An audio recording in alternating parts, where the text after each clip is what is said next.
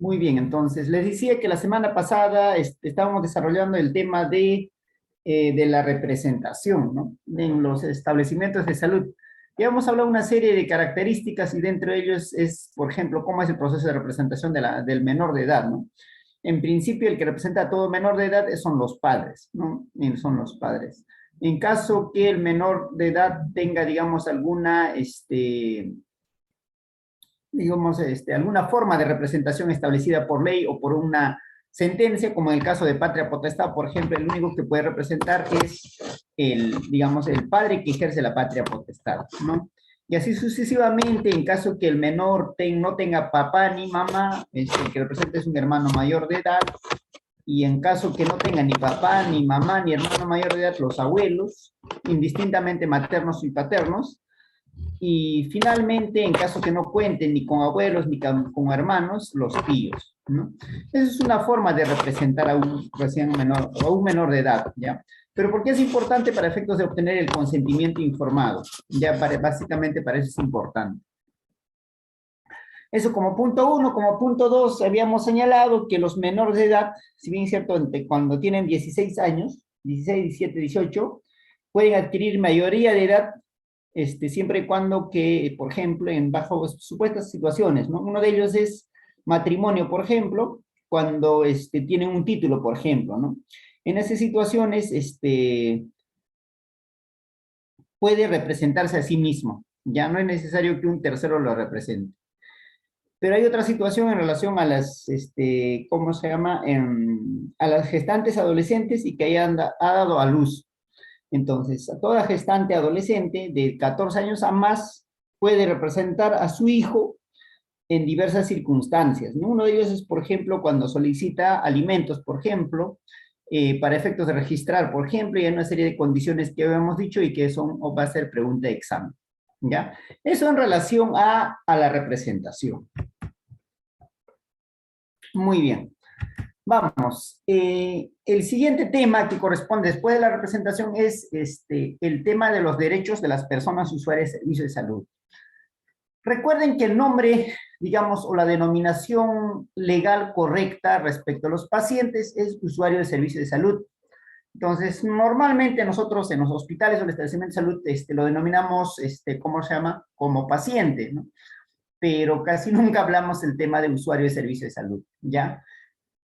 Digamos que para la práctica clínica, paciente es el término más, digamos, adecuado, pero para efectos legales, usuario de servicio de salud. ¿Ya? Los pacientes o usuarios de servicio de salud tienen una serie de derechos, ¿no? Durante la prestación de un servicio de asistencia sanitaria, ¿ya? Un servicio, por ejemplo, es atención de parto. Atención de parto es un servicio. ¿Qué significa que sea un servicio? Que alguien tiene que tiene que realizar una serie de actividades para que él, digamos, en este caso, el paciente pueda recibirlo, ¿no?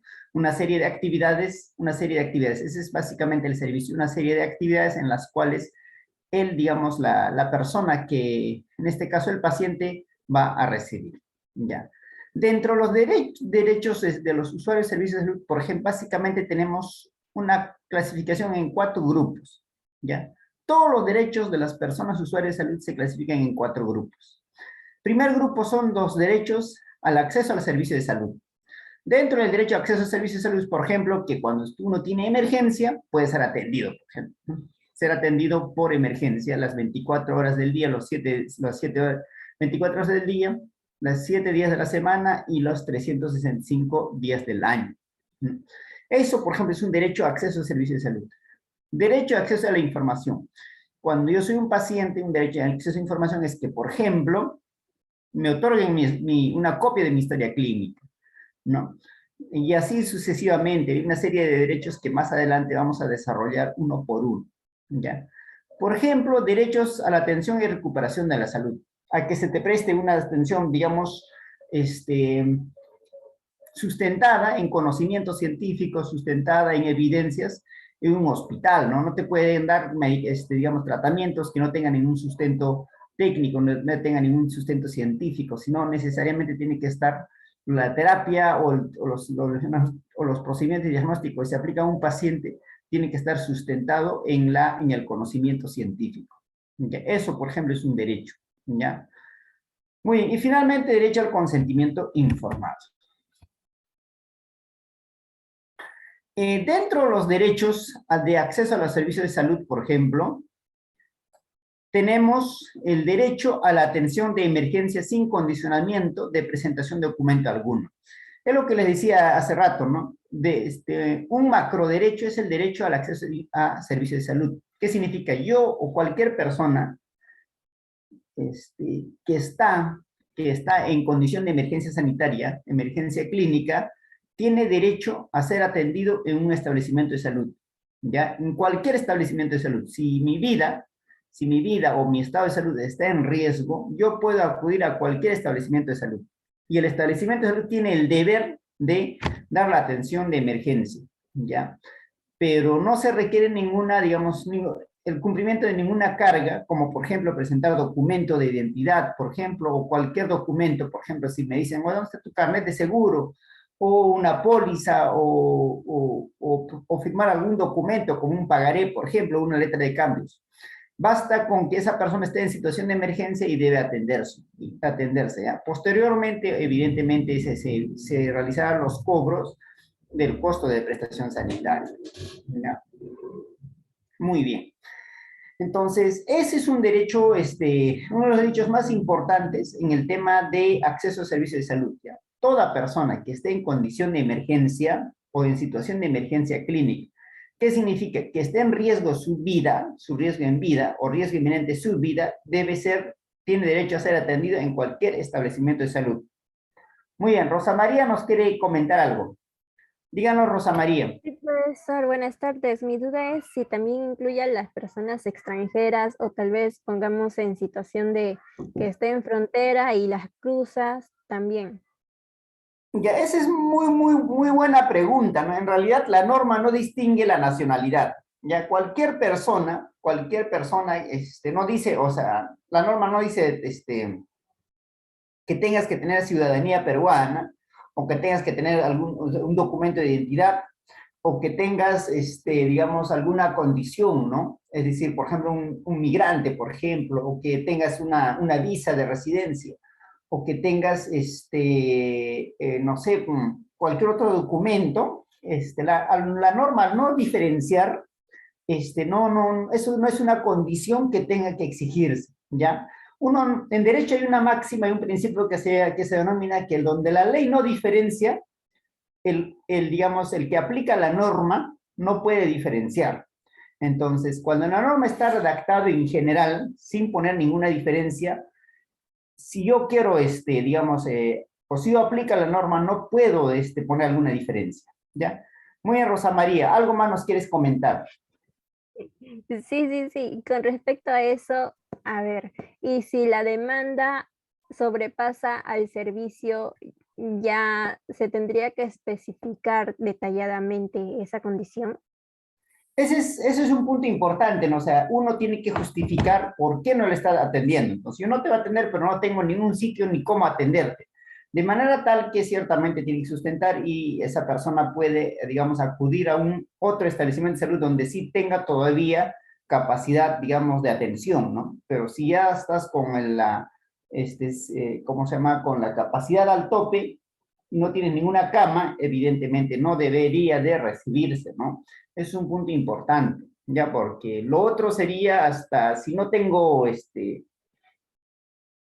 digamos, ¿cómo se llama? Si no tengo capacidad operativa como para atender 200 personas en emergencia, en situación de emergencia, y si vienen más, entonces, o sea, no hay forma de poder prestar el servicio. Ya ese es un tema de fuerza mayor también, ¿no? Pero la norma también exige que cuando los establecimientos de salud evidentemente tienen que tener y gestionar la demanda. ¿Qué significa? Ellos tienen que tener una capacidad instalada como para abastecer la demanda, ¿no? Para darse abasto con la demanda que se tiene. Y entonces, ciertamente, eso es una responsabilidad del gestor, ¿no? Entonces, yo no puedo digamos, tener un servicio de emergencia pequeño para una demanda alta. ¿Qué significa? En sector salud es absolutamente posible determinar Es absolutamente posible determinar cuánto va a ser mi demanda. Es más, en base a eso ¿cómo se llama? Se determina las metas, los indicadores, los medicamentos y la cantidad de medicamentos que voy a comprar. Entonces, cuando uno planifica diciendo, a ver, al año voy a atender en el 2000, por si ahorita estamos en el 2021, y no es que recién voy a presupuestar ¿cómo se llama? El dinero que necesito, sino se presupuesta con un año. Si emite un presupuesto diciendo, a ver, al año voy a atender 2000 partos, ¿no? 2000 partos. Para atender 2000 partos requiero esta cantidad de presupuesto, esta cantidad de medicamentos, esta cantidad de médicos, esta cantidad de materiales médicos. Todo eso se determina antes, ya antes. Entonces, es absolutamente determinable, estimable la cantidad de servicios o la demanda que voy a tener en cada año. Entonces, evidentemente, es la forma como se determina la demanda. Porque si yo gestiono un servicio de emergencia sin saber cuánto voy a atender, ciertamente esa es una omisión de funciones porque se supone que el gestor tiene que ¿cómo se llama? Cubrir todas las demandas de atención sanitaria que se le requiera.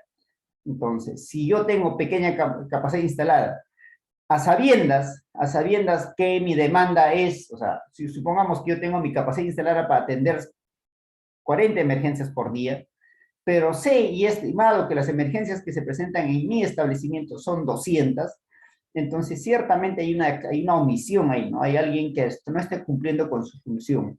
En este caso es el gestor, que tenía el deber de implementar el servicio de emergencia suficiente como para atender las necesidades de emergencia que se presenta digamos, en una circunscripción, ¿ya? Eso es importante, pero eso ya es un poco de gestión, ¿no? El gestor tiene que determinar todo eso, ya el director del establecimiento, o el director del hospital, o el director de la Dirección de Redes Integradas, o la Dirección Regional de Salud. Ellos establecen cuánto de demanda van a tener en cada establecimiento de salud. Muy bien. Y están obligados digamos, a tener una capacidad instalada suficiente como para responder a esa demanda. ¿Qué ocurre si yo no ofrezco de manera permanente esa capacidad instalada? Y si producto de que no tengo médicos en servicio de emergencia o no tengo obstetras en servicio de emergencia para atender partos, se muere, yo puedo fácilmente demandar no al médico o al que digamos, no estaba de turno, ¿no? Sino al establecimiento de salud, ¿no? Al establecimiento de salud diciendo que ese establecimiento de salud, dado su categoría, tenía el deber de atender el parto, pero ese día no programó la cantidad de personas o personal sanitario suficiente como para prestar la demanda, para cubrir la demanda. Entonces, eso ya es un tema de responsabilidad funcional más que del profesional de salud que preste el servicio mismo. Muy bien. ¿Alguna otra duda, pregunta sobre este punto? Muy bien, entonces vamos a seguir. Otro derecho relacionado al acceso al servicio de salud es el de libre elección del médico. A nadie se le puede, digamos, imponer la atención con un médico o con un profesional de salud determinado. ¿Ya? Yo, como usuario del servicio de salud, elijo libremente con qué médico atenderme, con qué profesional de salud atenderme, con qué obstetra atenderme, ¿ya? Porque yo tengo confianza con ese profesional de la salud. Yo quiero que tal obstetra me atienda a mi parto, por ejemplo, ¿no? O que haga mis controles. De manera tal que cada vez que te citen, siempre te va a tocar con ese profesional. Muy bien, Valderrama nos quería comentar algo. Profesor, buenas tardes. Buenas tardes. ¿Qué tal? Sí, justamente quería, bueno, referente de lo que acaba de comentar usted, ¿qué pasa cuando se dice acá en el documento que uno tiene libre elección, pero cuando no se realiza, no se efectúa, y es más, a veces hasta cuando uno llega por el lado de emergencia, no quieren atender a la persona? ¿Qué debería hacer uno? ¿Se puede quejar? ¿Qué medidas puede tomar el paciente? Ya, muy bien. La pregunta es muy interesante. ¿Por qué? Porque permite, digamos, desarrollar el tema de si en caso de emergencia, si en caso de situación de emergencia, es decir, si mi condición clínica está en grave peligro, entonces yo tengo esa posibilidad de elegir. Ese es un tema interesante, ¿no? En realidad, cuando uno está en situación de emergencia, no existe ese derecho a elección del médico, ¿ya? Eso es un punto importante. El tema de la elección del médico es para situaciones clínicas en las cuales no existe un riesgo, digamos, real para la vida y la salud del paciente. O sea, cuando yo hago consulta, cuando tienen que atenderme por consulta externa, por ejemplo, cuando yo elijo quién me va a operar, por ejemplo, cuando se trata de una cirugía, ¿cómo se llama? Programada, ¿no? O electiva. Pero esa situación en la libre elección, digamos, no se aplica cuando se trata de una condición de emergencia. ¿Ya por qué? Porque dado que un bien jurídico como la vida y la salud está en riesgo de decir que se pierda, en consecuencia, digamos, más que vulnerarse, digamos, el derecho a la vida y a la salud se antepone al derecho a la libertad, ¿ya? El de libre elección es un derecho a la libertad, ¿no? Yo como médico yo como paciente tengo la libertad. Yo puedo elegir libremente qué médico me va a atender o qué profesional de salud me va a atender. Pero, ¿qué ocurre cuando la vida está en riesgo? Cuando la situación de salud, o por lo menos en este caso, la salud está en riesgo. En ese escenario, así como en casos de aborto, por ejemplo, en caso de eutanasia, por ejemplo, cuando está en riesgo la vida, la libertad, el tema de derecho a la libertad de elección, está por debajo sobre el derecho a la vida, ¿ya? El derecho a la vida es más importante que el derecho a la libertad. Entonces, en caso de emergencia, habida cuenta que está en riesgo la vida, evidentemente se sacrifica el derecho a la libertad en pro para efectos de proteger el derecho a la vida, ¿ya? Entonces, el derecho a la libre elección del médico no se aplica en situaciones de emergencia. Muy bien, ese es un punto importante. El derecho a recibir una atención con libertad de juicio clínico tampoco se aplica en el caso de servicios, en situaciones de emergencia. O una segunda opinión también cuando esté en situación de emergencia, ya, porque todos ellos están relacionados con el derecho a la libertad. Y recuerden que en el Perú el derecho a la libertad está por debajo al derecho a la vida.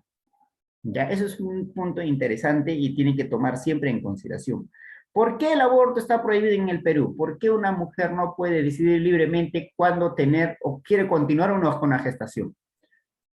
¿Por qué? Porque en el Perú la vida del concebido está por encima de la libertad, de la libre decisión que pueda tomar una señora o una señorita que está en estado de gestación. Entonces, pasa lo mismo en esta situación. Entonces, el derecho a la libertad está por debajo del derecho a la vida. Entonces, habida cuenta que en situaciones de emergencia está en riesgo la vida, por lo tanto, esos derechos vinculados con la libertad, como el de libre elección, como el de libre juicio clínico, como el de la segunda opinión, no operan. No operan en el sentido que no son de recibo, no son de observancia, no son obligatorios, ¿ya? Eso es importante. Una vez que se supera la situación situación de emergencia clínica, una vez que se haya controlado la emergencia, evidentemente uno puede decir, no, mira, ya estoy bien, ya estoy estable, salí de mi situación clínica, ahí uno puede decir, mi médico que me ha estado tratando está en tal hospital o está en tal clínica. Entonces, en ese momento ya puede elegir, pero en tanto esté en situación de emergencia, tiene que aceptarse. Es por ello que inclusive en situaciones de emergencia no se requiere el consentimiento informado, no se requiere la aceptación digamos, el usuario de servicio de salud para su atención, ¿ya? Muy bien.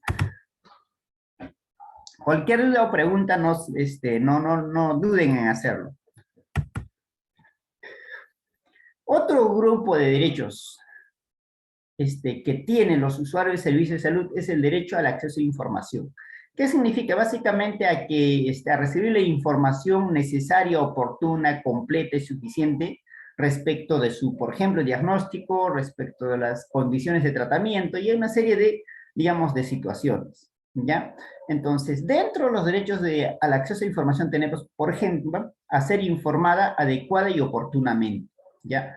Toda persona usuaria de servicios de salud tiene que ser informada adecuada y oportunamente sobre sus derechos en calidad de persona usuaria. Entonces, ese es un punto importante. ¿Por qué? Porque si yo voy a un establecimiento de salud, necesariamente tienen que decirme cuáles son mis derechos, ¿ya? Como persona usuaria de servicios de salud.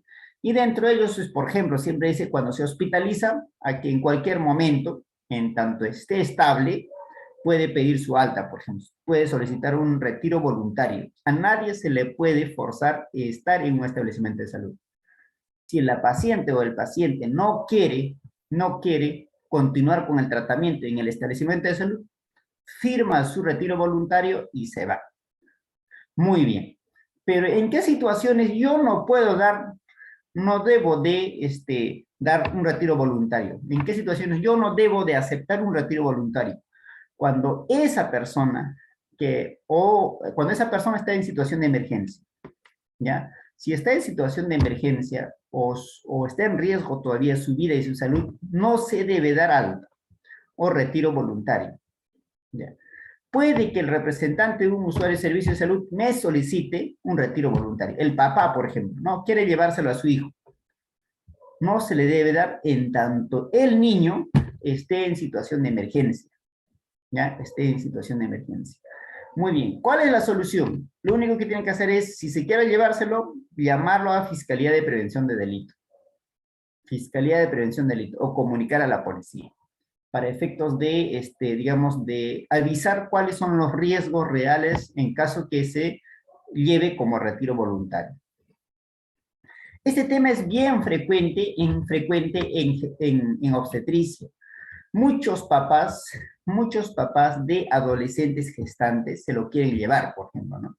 Un adolescente gestante de 15, 16, 17 años está, digamos, una condición de emergencia clínica o emergencia obstétrica. Y dice, no, yo me lo llevo a mi hija, tiene 15 o 16, 17 años. Y entonces, en ese escenario, a pesar de que puede estar que, por ejemplo, que esté con una hemorragia o amenaza de parto, o enfermedad hipertensiva del embarazo, que se consideran emergencias sanitarias, entonces, ¿qué ocurre si está con amenaza de parto?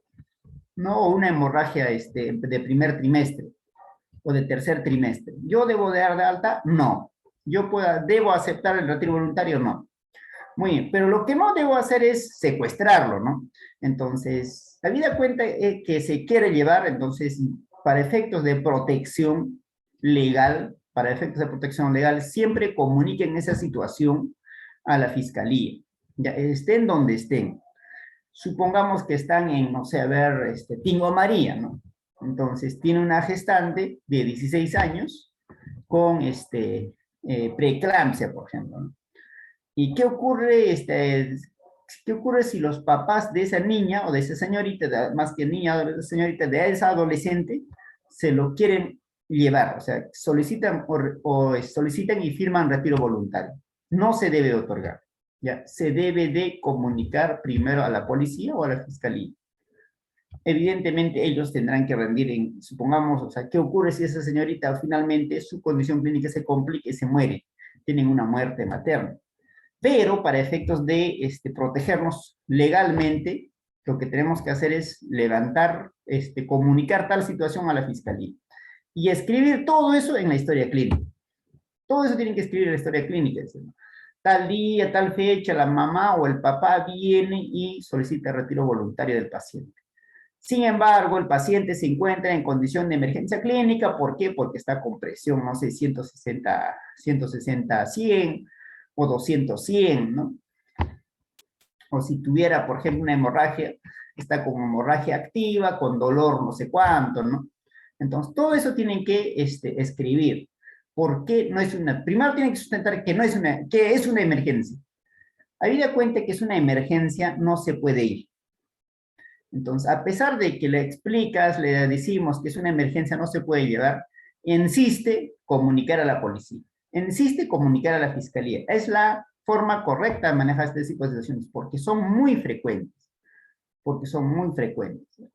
No solo el tema es porque se lo quieren llevar, muchas veces es porque no quieren hacer una referencia, ¿no? Supongamos están en digamos, en un centro de salud un poco alejado, entonces ustedes quieren llevar, porque la paciente está en riesgo de su vida, tanto de ella como del concebido, quieren hacerlo referencia, es decir, quieren llevar de un lugar a otro, a un establecimiento de salud de mayor capacidad resolutiva. Si los familiares no quieren que se le haga la referencia, otra vuelta estamos en el mismo supuesto que el caso anterior. Se tiene que comunicar a la policía o al juez de paz o a la fiscalía para efectos de deslindar alguna forma de responsabilidad. ¿Por qué? Porque esa señorita o esa adolescente que es gestante requiere ser derivado, requiere ser referido a otro establecimiento de salud. Muy bien.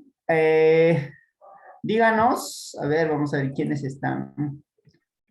Sí, profesor, y en caso el paciente está, bueno, un paciente en general, Ya, que su familia se lo quiere llevar, pero el paciente está más o menos consciente y él decide que no, pues la decisión que vale es del paciente, ¿o no? ya, eso es muy buena pregunta. Si es una persona mayor de edad, si es una persona mayor de edad, igual, la vida cuenta que está en situación de emergencia, tenemos que comunicar a la fiscalía o al juez de paz o a la policía para que, en este caso, no asumen tercero la responsabilidad, no asumen los padres la responsabilidad, sino ella misma. ¿Qué ocurre si esa señora, que está con amenaza de parto pretérmino, o si no con una placenta previa, un desprendimiento de placenta, quiere irse? Dice, no, yo me voy, ¿no? La misma señora tiene 35 años, gestante de, no sé, a ver, de 32 semanas, tiene DPP, o 33 semanas, ya tiene DPP, tiene que estar hospitalizado, pero ella quiere irse, quiere retirarse. No, yo me voy, firma el retiro voluntario. ¿Deben dar de alta o deben de aceptar el retiro voluntario más que alta? No.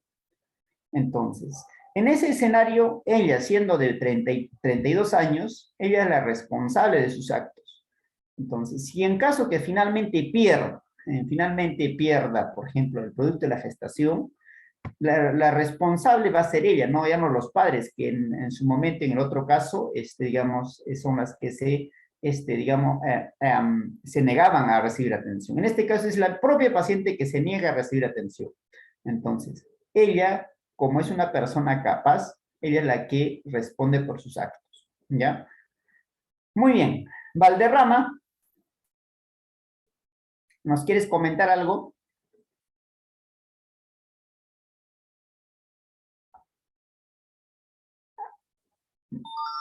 Muy bien, vamos a continuar entonces. ¿Ya? ¿Alguien más quiere comentar algo?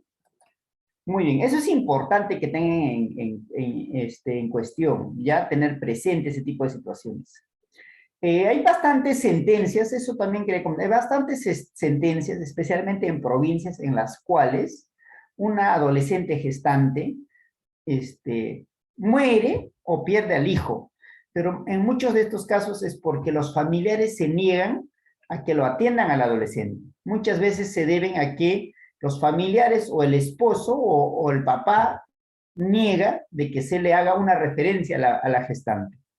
Eso es importante, ¿ya? Eso es importante. Entonces, si el esposo se niega a que se haga una referencia a la gestante y esa gestante está en condición clínica grave, es una condición de emergencia, entonces el que va a responder por ese tipo de actos evidentemente es el esposo. Entonces se le tiene que conversar, más que conversar, convencer al esposo. Finalmente se trata de prestación sanitaria, ¿no? Convencer por qué es importante, ni siquiera importante, por qué es urgente de que es una emergencia de que su esposa, que está en una emergencia sanitaria obstétrica, tiene que ser trasladado a un establecimiento de salud de mayor capacidad resolutiva. Eso es un trabajo trabajo del profesional de la salud en que está obligado a convencer, ¿no? Digamos, uno de los retos es convencer a que el paciente acepte la prestación sanitaria. Pero ese tema de la aceptación es de todos los días, ¿no? Ustedes cuando hacen, por ejemplo, cuando hagan su promoción de salud sexual y reproductiva, finalmente el objetivo es que los pacientes, los usuarios de servicios de salud, acepten los consejos de salud sexual y reproductiva que ustedes, digamos, proporcionen, ¿no? Entonces, el tema es la capacidad de convencer a los adolescentes, a las adolescentes, sea quien sea el paciente, ¿no? Entonces, si yo, digamos, si yo tengo esa capacidad de poder, digamos, persuadir y finalmente convencer cuál es la conducta sexual, digamos, responsable, entonces seguramente ese usuario de servicio de salud no tendrá problemas en su salud sexual y reproductiva, ¿no? Pero si yo, a pesar de que le doy charlas, no, y el paciente no ejecuta digamos, los consejos que yo, digamos, imparto, evidentemente habrá sido en vano, en vano, digamos, el tiempo que se ha utilizado para dar charlas, ¿no? Entonces, por eso es importante el tema de la prevención, ¿no? El tema de la promoción de la salud. Entonces, cuando uno está en primer nivel de atención, por ejemplo, en un establecimiento, un centro de salud, un centro materno, un puesto de salud, parte importante del trabajo que hace o que se hace es la promoción. La promoción es básicamente, digamos, impartir prácticas o conductas saludables, ¿no? Conductas saludables, no solamente en relación a la salud sexual y reproductiva, sino, por ejemplo, la salud en general, ¿no? La salud mental, si estamos, por ejemplo, promovemos salud en adolescentes o en niños, todos los casos o todas las patologías que están relacionadas con este tipo o con esta condición o con esta edad, ¿no? Entonces, eso digamos, cómo es que un profesional de la salud puede llegar a que sus usuarios ejecuten sus consejos, ¿ya? Muy bien, derecho de acceso a información. A recibir de la IPRES, una IPRES es una institución prestadora de servicios de salud. Todo establecimiento de salud, una posta, un centro, una clínica es una IPRES, ¿ya? Así se conoce en el marco ¿cómo se llama? De la ley de aseguramiento en salud a los establecimientos de salud. Todo establecimiento de salud, puesto de salud, centro de salud, hospital Rebagliati, Almenara, Loaiza, Clínica San Felipe, Delgado, sea quien sea, que preste un servicio de salud, se llama IPRES. Instituciones prestadoras de servicios de salud, ¿ya? Entonces, yo, como usuario de servicio de salud, cuando voy a un establecimiento de salud, a una IPRES, tengo derecho a que me den toda la información necesaria y suficiente sobre las normas, reglamentos y o condiciones vinculadas a su atención. Y ahí tienen que decirme de qué hora a qué hora puedo, por ejemplo, puedo recibir visitas, ¿no? ¿A qué hora vienen las visitas? La visita médica. Si yo quiero que vengan mis familiares a visitarme, ¿a qué hora, desde qué hora hasta qué hora pueden venir, ¿no?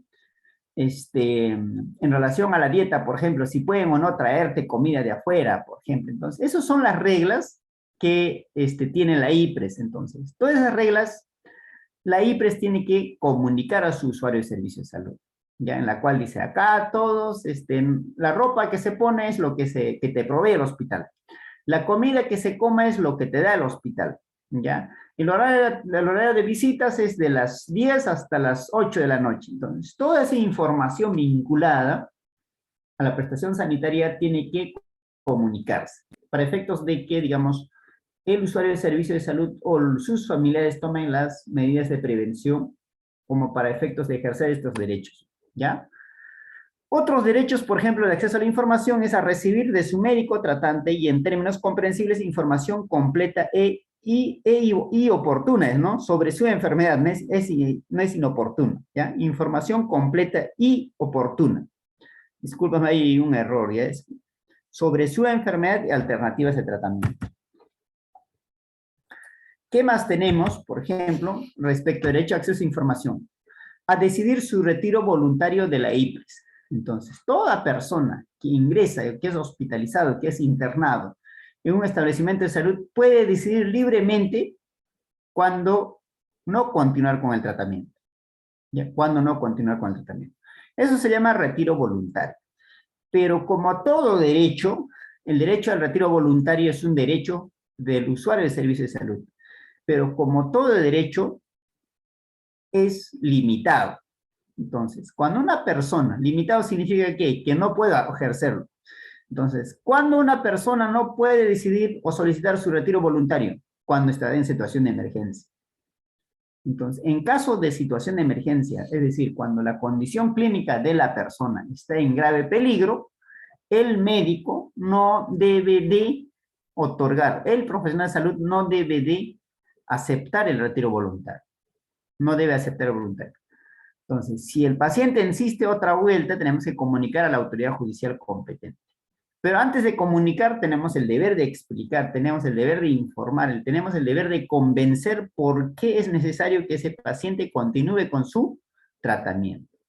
Entonces, eso es importante. Y ahora, si persiste, si persiste la demanda de retiro voluntario, o sea, a pesar de que has explicado bonito, no dice, no, me voy, entonces, evidentemente, primero, si está en riesgo la vida, tenemos que comunicar a la policía, a la fiscalía o al juez de paz, dependiendo de dónde estemos.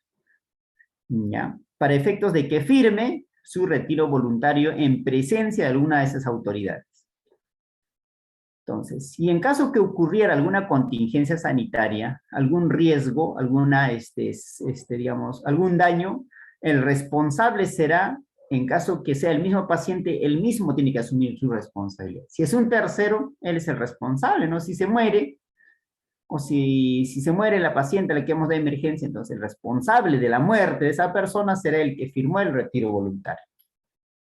Entonces, eso es importante. A negarse o recibir un tratamiento. A negarse a continuar o recibir un tratamiento.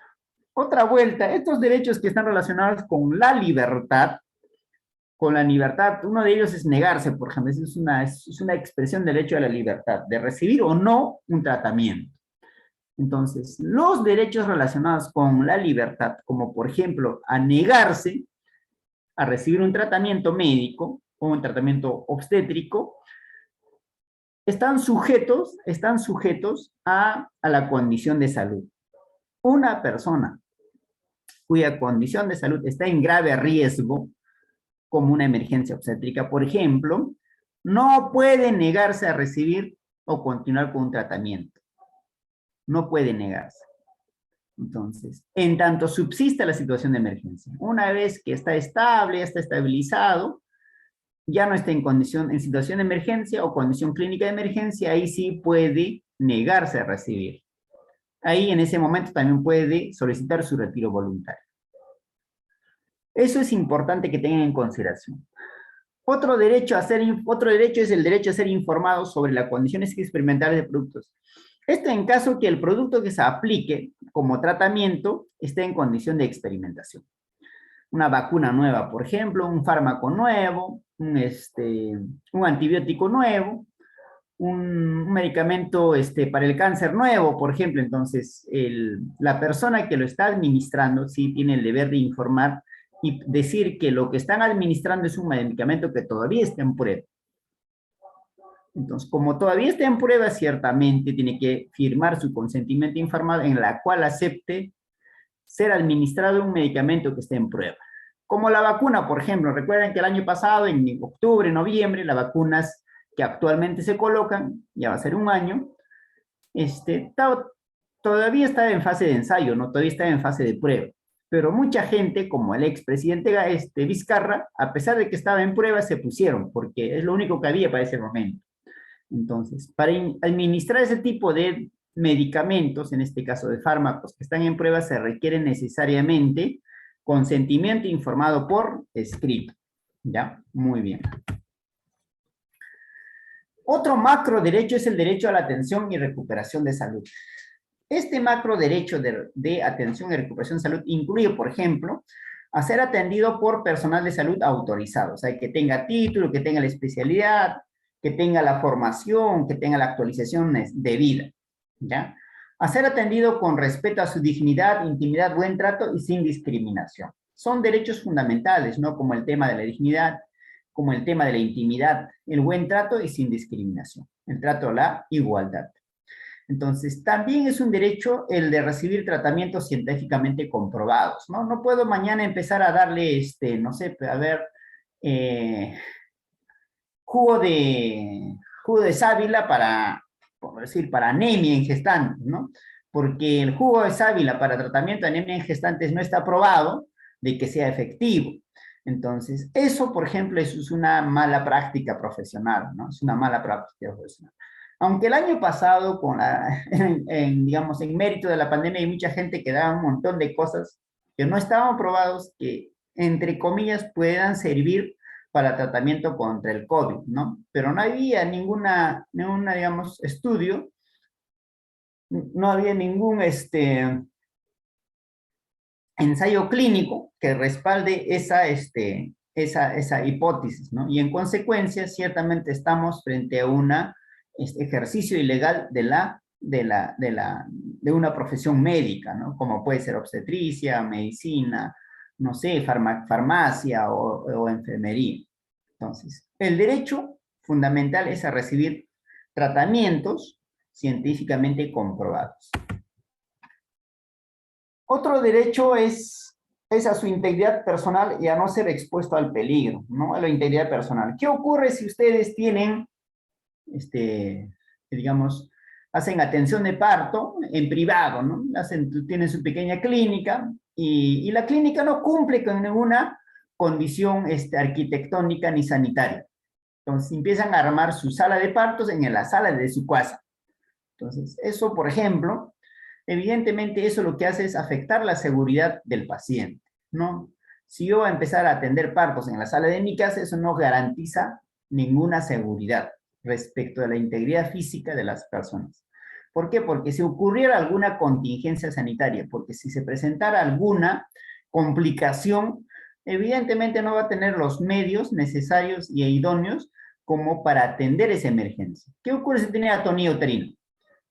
Si tiene atonía uterina, no van a poder atender en un lugar inadecuado, ¿no es cierto? Si no tienen los materiales necesarios, si no tienen los equipos necesarios. Entonces, eso es importante, ¿ya? Eso pasa mucho en cirugía plástica. Los cirujanos plásticos se instalan en una sala de operación en cualquier esquina, ¿no es cierto? En cualquier esquina.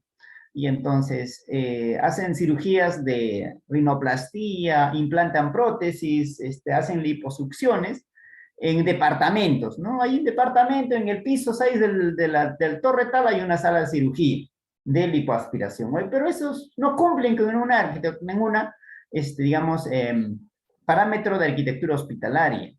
Eso es una grave infracción a la ley.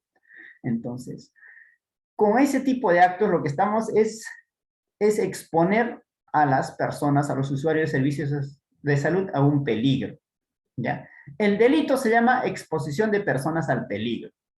A pesar de que puede ser que la cesárea haya salido muy bien, el implante nasal haya salido bien, pero el solo hecho de prestar un servicio de salud en esas condiciones, a pesar de que todas las cirugías salen mal, ese es un delito.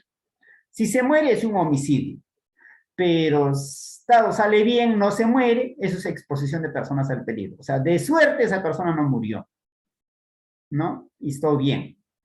Entonces, eso es importante.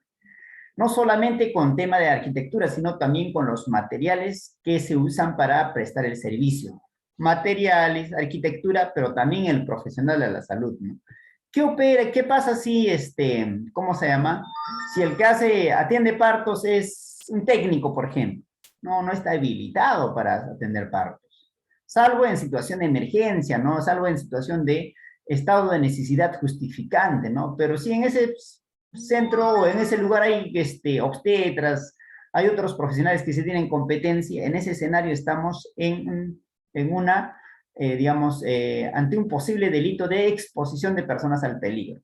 Bueno, pero no, yo lo atendí bien, el niño está ok, la mamá también, es más, están agradecidos. Está bien, no se te va a demandar por lesiones, porque no hay lesiones, ni homicidio porque nadie murió, pero lo que has hecho está mal. Está bien, te salió bien, pero te salió bien de suerte, ¿no? ¿Por qué? Porque, oye, en las condiciones que has atendido el parto no es la correcta.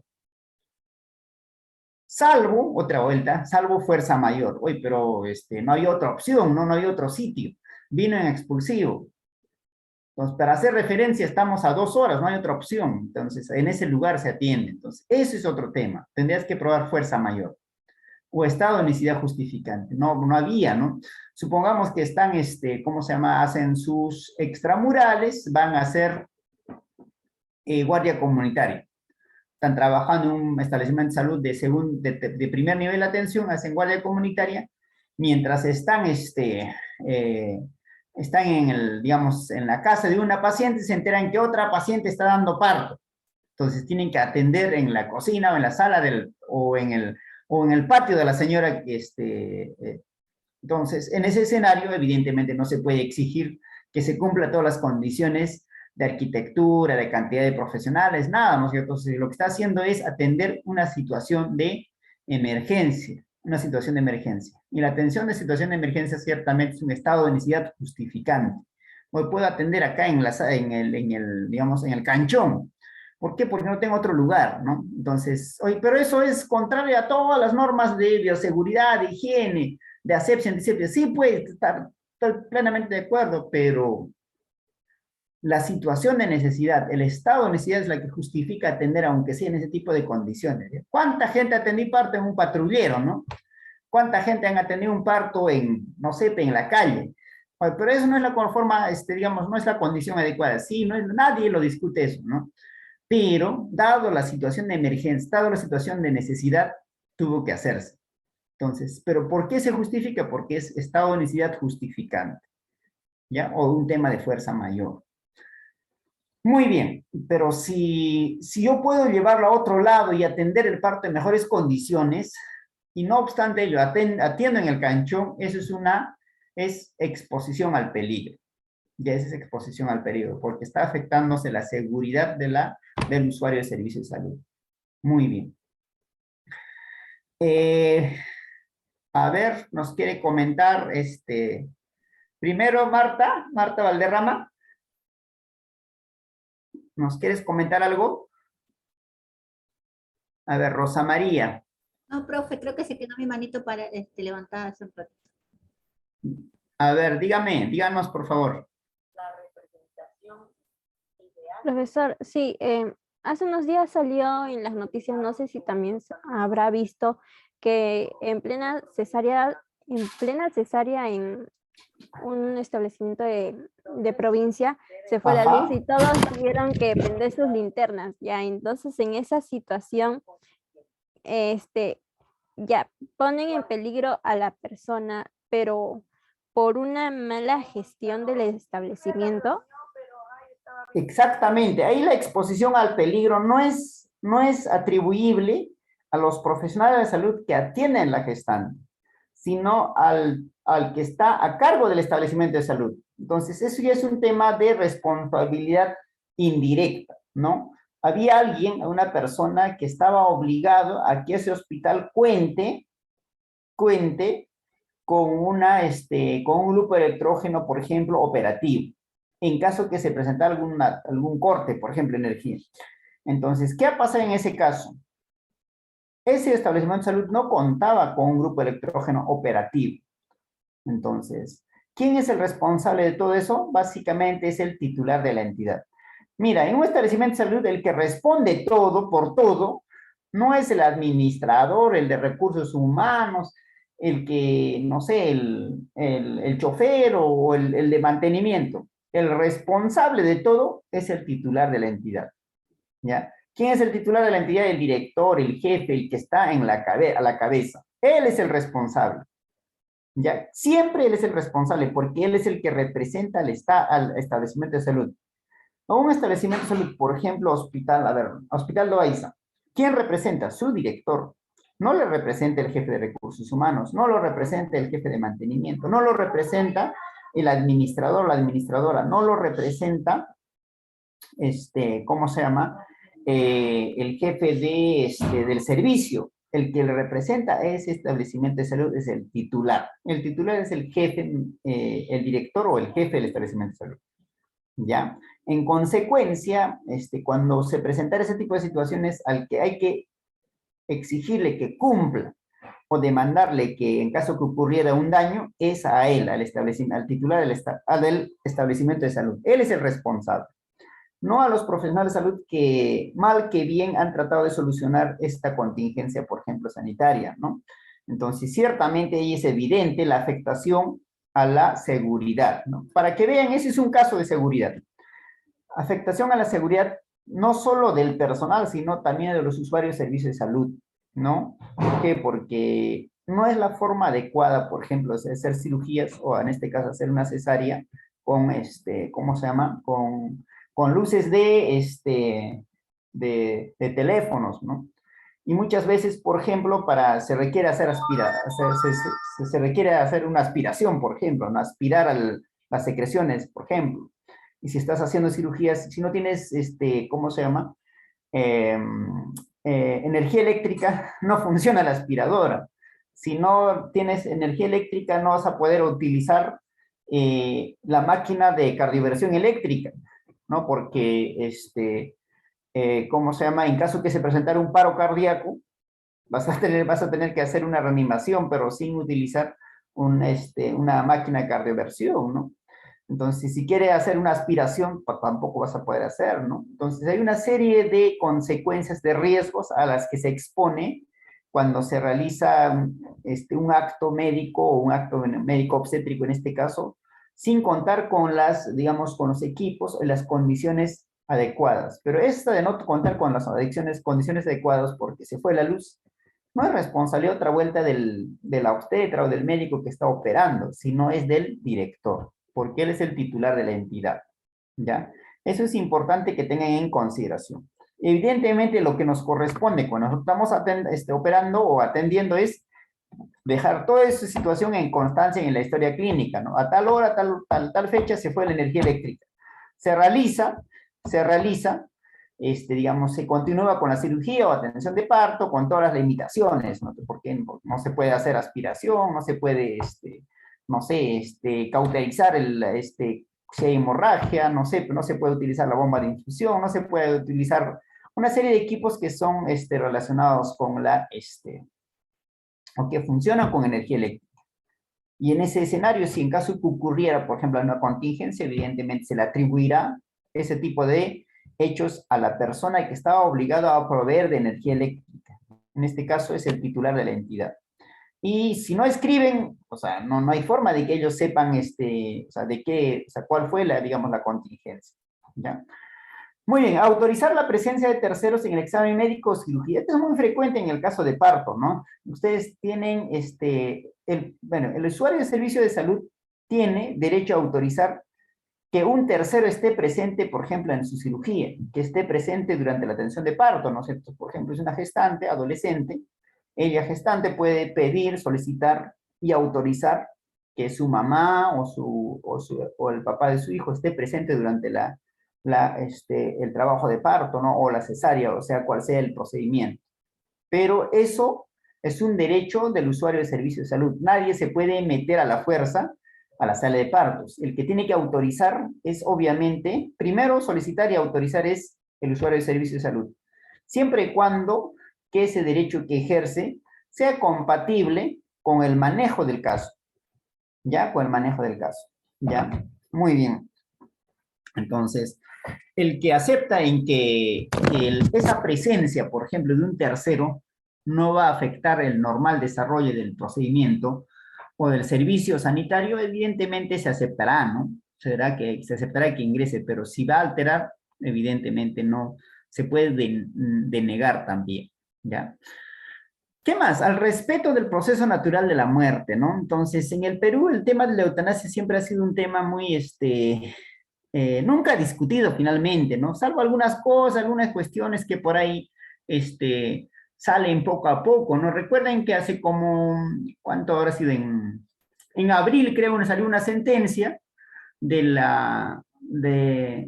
¿cómo se llama? De un juzgado de Lima, en la cual una psicóloga, ¿se acuerdan? Una psicóloga que tenía cuadriplejía y que se movilizaba en silla de ruedas, solicitó que se aplique una muerte, que se le aplique una muerte digna, ¿no? Y que ella solicitaba que un establecimiento de salud pueda proceder con administrar un medicamento para efectos de poner fin a su vida. Entonces, eso es una sentencia interesante en la cual ciertamente el Poder Judicial, o sea, el juzgado obliga al Ministerio de Salud para que el Ministerio de Salud elabore un protocolo, ¿no? Elabore un protocolo para efectos de operativizar el derecho a la muerte digna, ¿no? El derecho a un proceso natural de la muerte. Muy bien, evidentemente este proceso natural de la muerte tiene que ser producto o en el marco de un estado de enfermedad terminal, o en el marco de un estado terminal de la enfermedad, un cáncer, por ejemplo, avanzado, ¿no? Entonces, en ese escenario, lo que no se debe hacer es dar tratamientos, por ejemplo, para el cáncer, cuando el cáncer está muy avanzado, ¿no? Cuando el cáncer ya es incurable. ¿Para qué seguir dando tratamiento para el cáncer? En ese escenario lo que corresponde es dar un tratamiento paliativo, un tratamiento para el dolor, más no para el cáncer. Si tiene una metástasis cerebral, cáncer de mama con metástasis hepática, pulmonar y cerebral, ese cáncer es incurable. Pero hay médicos que siguen dándole quimioterapia, que siguen aplicando radioterapia. Eso es una forma de no respetar el proceso natural de la muerte. Una persona que ya tiene cáncer de mama con metástasis cerebral, pulmonar, hepática, en ellos solamente ya se debería dar tratamiento paliativo, ¿no? Y tratamiento para el dolor. Pero no quimioterapia, no radioterapia, ¿no?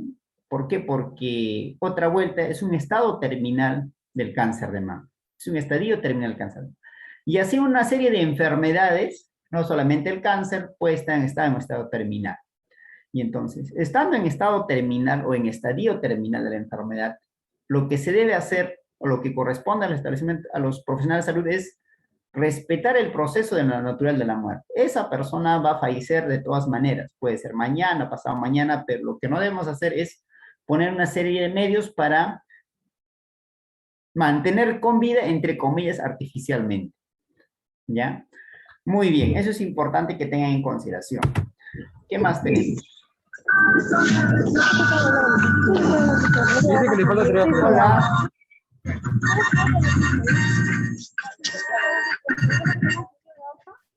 Ángela Fiorella, tu audio. Muy bien, entonces vamos a seguir, ¿ya? El tema del... Este punto, por favor, tengan en consideración, y eso es pregunta de examen, ¿ya? Porque es muy frecuente. Este tema de la violación de la seguridad o exposición de personas al peligro. Cuando yo atiendo a una persona en un consultorio, un establecimiento de salud, en una clínica que no cumple con las condiciones, cuando yo empiezo a adecuar mi departamento para hacer una sala de operaciones, eso es un delito de exposición de personas al peligro, ¿ya?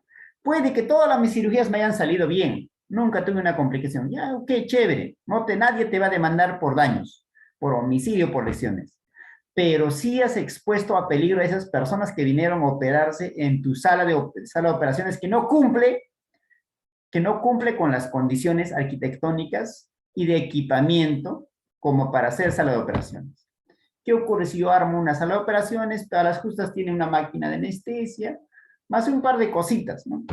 Y empiezo a operar. Como soy buen cirujano, todo me sale bien, no se me complica nada. Está bien, nadie te va a demandar por homicidio culposo, porque nadie se murió. Por lesiones graves, tampoco nadie le dejaste cojo, dejaste sin un hígado, sin el útero. Está bien. Pero el solo hecho de operar, es decir, de prestar tus servicios en esas condiciones, sin cumplir con arquitectura, equipamiento, materiales y profesionales de la salud, es exposición de personas al peligro. ¿Qué pasa si hoy día, yo siendo cirujano, trabajo con una enfermera experta en anestesia, y el que manda y el que hace anestesia es la enfermera, y yo empiezo a operar? Sale muy bien la cirugía. Supongamos que empiezo a hacer cesáreas, ¿no? Cesáreas, ginecólogo cesárea, hace cesáreas. Pero el que asiste la emergencia, perdón, la anestesia, no es un anestesiólogo, sino una enfermera muy experimentada, súper trome en anestesia. todo sale bien, todo, el niño está súper bien, la mamá también, lo ideal. ¿Ahí no hay, todo pasó bien? No, eso es exposición de personas al peligro, porque estoy prestando un servicio con personal anidóneo, un personal que no puede realizar ese tipo de actividades, el de prestar anestesia, por ejemplo. Y entonces, de eso hay bastante. ¿Eh? Es muy frecuente el tema de exposición de personas a peligro en servicios de salud. El tema no solamente ocurre en un tema privado, puede ocurrir en un público, ¿no? ¿Qué ocurre si y el centro materno infantil donde yo trabajo no tiene las condiciones como para ser centro materno infantil y empiezo a atender partos? No tiene la cantidad de médicos, no tiene la cantidad de obstetras, no tiene equipos necesarios como para ser un centro materno infantil. Pero lo pusieron en el nombre y realizan labores de un centro materno infantil. Eso es exposición de personas al peligro. Muy bien, eso es importante que tengan en consideración y eso es un delito. Evidentemente, va a venir su salud, te va a sancionar y te va a cerrar, ¿no? Pero además de ser una infracción administrativa grave, es un delito de exponer a las personas. ¿Por qué? Porque estás afectando el derecho a la seguridad de los usuarios de servicios de salud. Muy bien, espero que esa parte tengan bien en cuenta y presente ese tipo de situaciones, ¿no? ¿Qué más tenemos? El derecho al consentimiento informado. Básicamente es que a ser informado, ¿no? El derecho a que se otorgue toda la información necesaria, toda la información adecuada, suficiente y oportuna para que las personas puedan tomar sus decisiones. ¿Ya? Entonces, el derecho al consentimiento informado se trata de pruebas, es obligatorio, perdón, es obligatorio cuando se trata de pruebas riesgosas. Cuando yo debo obtener consentimiento informado por escrito, cuando se trate de pruebas riesgosas, es decir, pruebas de diagnóstico, me refiero, ¿no? Intervenciones quirúrgicas, anticoncepción quirúrgica o procedimientos que pueden afectar la integridad de la persona. ¿Ya? Cuando se trata de exploración, tratamiento y exhibición de imágenes con fines docentes, ¿no? Si yo quiero, por ejemplo, examinar a una gestante, pero en presencia de mis estudiantes, tengo que pedir consentimiento informado por escrito a la gestante, diciendo que, mira señora, vamos a examinarte, pero durante el examen o el control prenatal que te vamos a hacer va a estar presente estudiante. Eso requiere consentimiento informado. Aunque no me crean, eso requiere consentimiento informado. El tema ya no es como antes, ¿no? Entonces yo iba con mis estudiantes y examinaban cómo se hace un control prenatal. Más que examinar, presenciaban cómo se hace un control prenatal. Actualmente eso no se puede hacer, ¿ya? Muy bien. ¿Cuándo es otra vuelta? Es necesario consentimiento informado por escrito, cuando la persona vaya a ser incluida en estudios científicos, ¿no? Recuerdan que hace poco se realizó un ensayo clínico para la obtención de vacunas. En realidad no es un ensayo clínico, es un ensayo campo, ¿no? Entonces, todas las personas que han participado, que se han enrolado, que eran parte de ese ensayo clínico, necesariamente tienen que emitir su consentimiento informado por escrito. ¿En qué otras situaciones más se requiere consentimiento informado por escrito? Y ojo, que todas estas situaciones en las cuales se requiere consentimiento informado por escrito es pregunta de examen, y eso es muy importante. Cuando el paciente reciba la aplicación de productos o procedimientos sin investigación.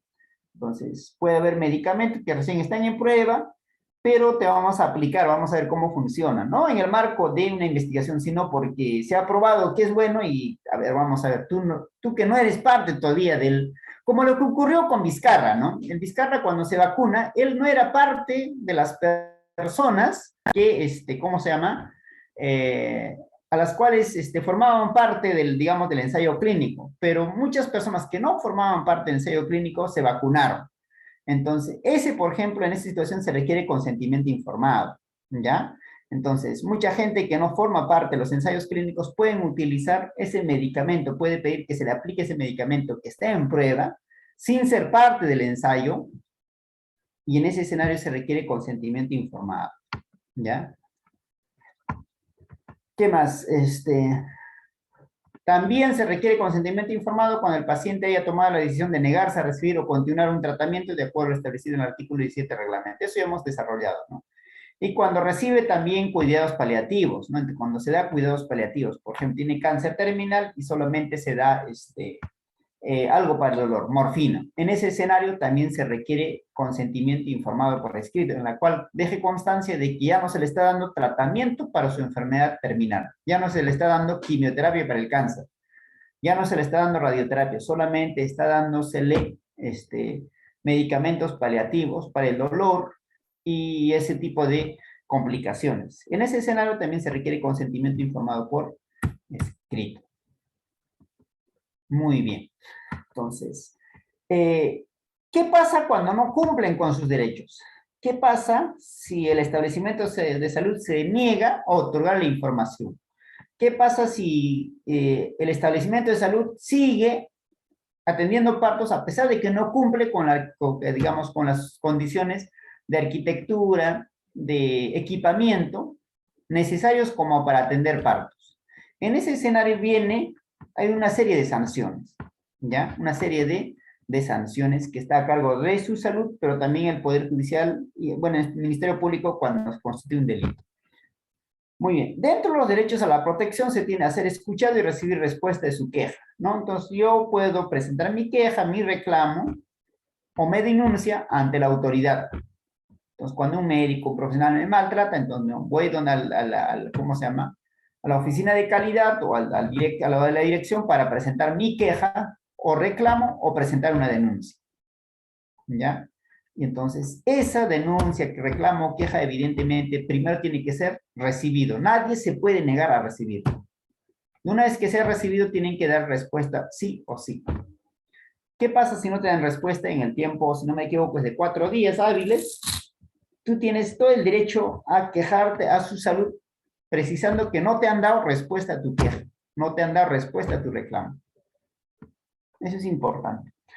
A recibir tratamiento inmediato y solicitar reparación en la vía correspondiente por los daños ocasionados. Es lo que le decía, ¿no? Si ocurriera algún daño, o sea, yo puedo pedir reparación por vía que vea. Civil, no sé, arbitraje, o demandar ante su salud o al Poder Judicial, ¿no? Todas esas son las vías correspondientes. A tener acceso a historia clínica. Ese es un derecho fundamental, ¿ya? Al carácter reservado de su información, evidentemente no pueden revelar la información respecto de mi enfermedad. Muy bien. ¿Alguna duda, pregunta, queja, reclamo, no conformidad? Doctores, señoritas, ¿algún reclamo, queja, denuncia? Nada. ¿Todo bien? ¿Todo claro? Todo claro, profesor. Todo claro, profesor. Ok, muy bien. Entonces vamos a pasar lista. 1 minuto, por favor, para ingresar al sistema, ¿ya?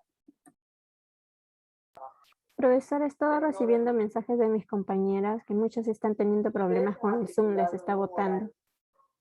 Con el Zoom que lo está botando. Sí. Ya. Ese tema yo no lo manejo, pero dado que es un tema, digamos, de tecnología, vamos a dar justificado su presencia. ¿Me avisas quiénes son para, digamos, ponerle presente en la ¿cómo se llama? En la asistencia, por favor, ¿ya?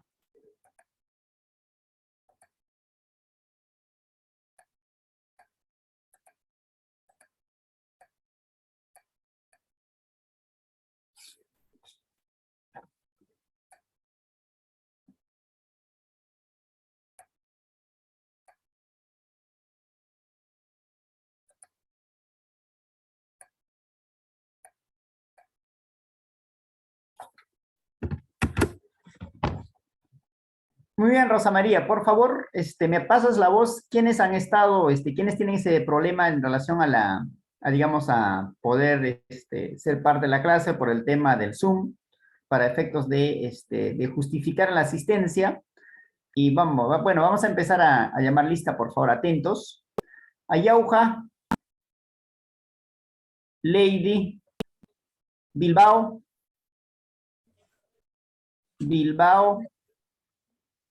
Profesor Lady Ayauja presente.